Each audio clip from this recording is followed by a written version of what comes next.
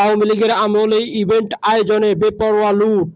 আওয়ামী আমলে event management খাত থেকে লুটে নেওয়া হয়েছে হাজারো কোটি টাকা। নামে বেনামে বিভিন্ন কোম্পানির মাধ্যমে কখনো জয় বাংলা কনসার্ট, কখনো লেটস টক উইথ হাসিনার আর উন্নয়নের বানোয়াট গল্পের আড়ালে জনগণের টাকা লোপাট হয়েছে। মূলত 2018 সালের রাতের ভোটকে টার্গেট নিয়েই 2016 সাল থেকে একযোগে সব সরকারি প্রতিষ্ঠান, মন্ত্রণালয় ও বিদেশি বাংলাদেশি দূতাবাসগুলোকে আওয়ামী প্রচারের মাধ্যমে বাধ্য করে। দলটি গবেষণা প্রতিষ্ঠান centre for research and information, যার নেতৃত্ব দিয়েছেন হাসিনা পুত্র সজীব ওয়াজেদ জয়, রেহানা পুত্র রাদওয়ান, মুজিব সিদ্দিকী ববি। সংশ্লিষ্টরা জানান, সাধারণ সময়ের বছরে যেখানে ইভেন্ট খাতের বাজার 1 থেকে 1.5 কোটি টাকার বেশি নয়, সেখানে হঠাৎ করেই 2016 সালে এসে সরকারি ইভেন্ট ও বাজারকে ফুলিয়ে পাপিয়ে তোলে। 2016 সাল থেকে 2023 সালের মধ্যে এই খাতের বাজারে নতুন যোগ হয় প্রায় 7,000 কোটি টাকা। তবে হাসিনা পলায়নের পর বর্তমান সরকারের আমলে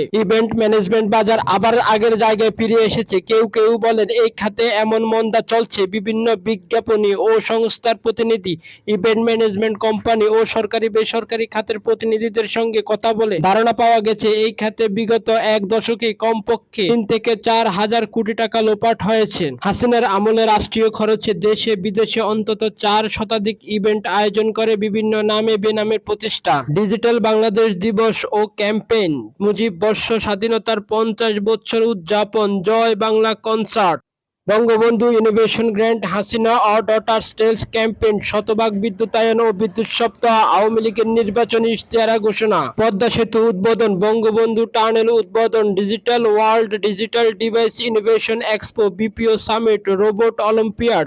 শেখ রাসেল দিবস নামে সবচেয়ে বেশি সরকারি অর্থ লোপাট হয়েছে বলে অভিযোগ পাওয়া গেছে। সিআরআই এর নেতৃত্বে রাজনৈতিক প্রচার, হাসিনা সরকারের রাজনৈতিক ও নির্বাচনী প্রচার প্রচারণার প্রধান ভূমিকা ছিল হাসিনার পুত্র জয় ও রেহানার পুত্র ববির প্রতিষ্ঠান সিআরআই। মূলত ইভেন্ট ম্যানেজমেন্ট বাছাই করে সরকারি অর্থ লোপাটের ব্যবস্থা করেছে সিআরআই। এই সংস্থার তরুণের প্ল্যাটফর্ম ইয়াং বাংলার উদ্যোগে সবচেয়ে বড় ইভেন্ট ছিল প্রতি বছর জয় বাংলা কনসার্টের আয়োজন। এই আয়োজনে অর্থ যোগান এসেছে আইসিটি মন্ত্রণালয় থেকে। অর্থ লোপাটের কৌশল কি ছিল?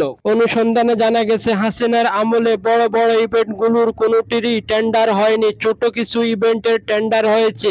কাজ ভাগ বাটোয়ার পর সেখানে কোনো প্রতিযোগিতা ছিল না। সে সময় হাতে গোনা কয়েকটি কোম্পানির প্রতিনিধিদের ডেকে পাঠানো হতো সিআরআই